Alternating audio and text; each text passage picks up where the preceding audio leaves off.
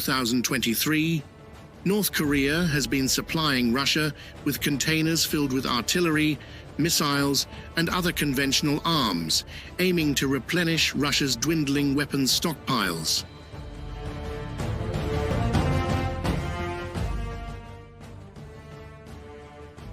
In October 2024, reports emerged that North Korea had dispatched between 10,000 to 12,000 special operation troops to Russia, marking a substantial increase in military cooperation between the two nations.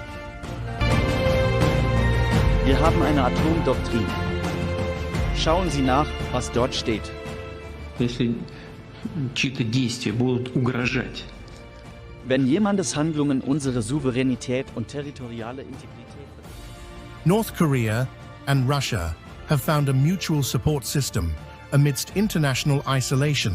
In exchange for the weapons and troops provided to Russia, North Korea receives significant monetary benefits and invaluable war experience.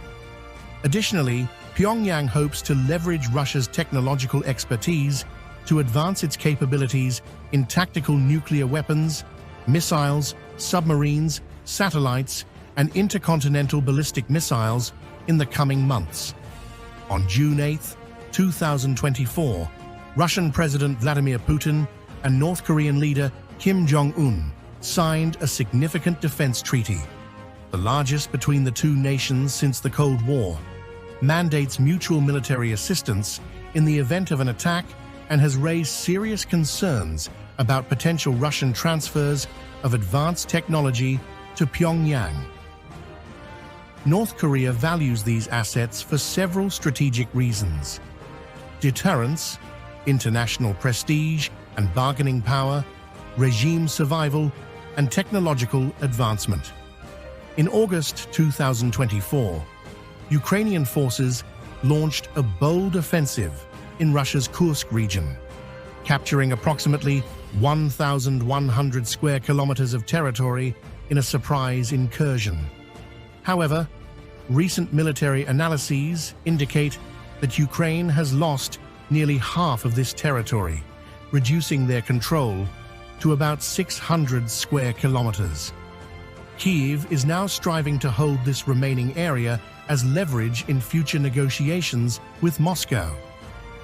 Russia is intensifying its efforts to bolster troop numbers and firepower in the Kursk region to reclaim Ukrainian-held territories.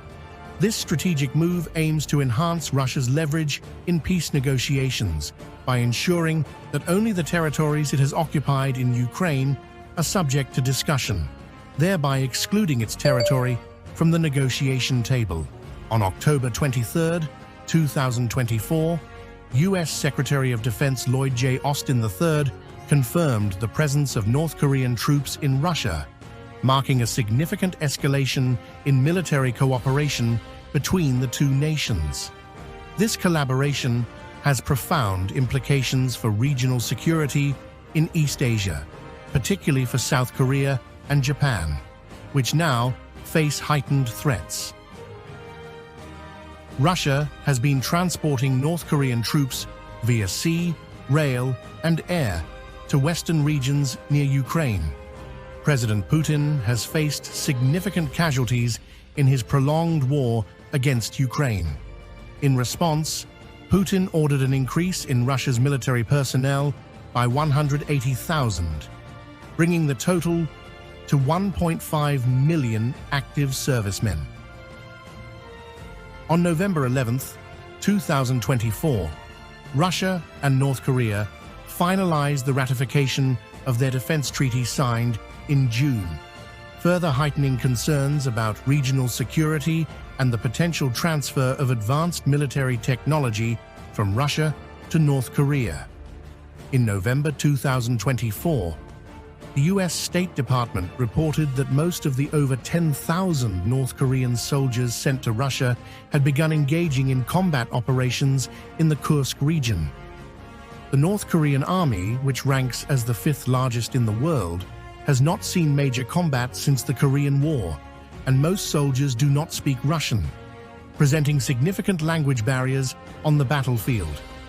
In November 2024, North Korea reportedly shipped 50 M1989 howitzers and 20 updated 240mm multiple launch rocket systems to Russia, capable of firing shells up to 60 kilometers. Kyiv expects these artillery pieces to be used against its forces currently holding territory inside Russia's Kursk region, further escalating the conflict.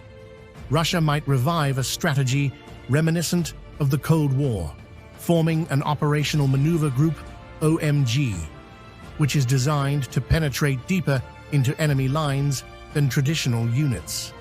As the war drags into its fourth year, the Kremlin's stockpiles of old Cold War weaponry are dangerously low, and Russia increasingly depends on foreign troops and equipment. North Korean troops face not only the threat of Ukrainian bullets, but also intense propaganda efforts from defectors who have fled to the south.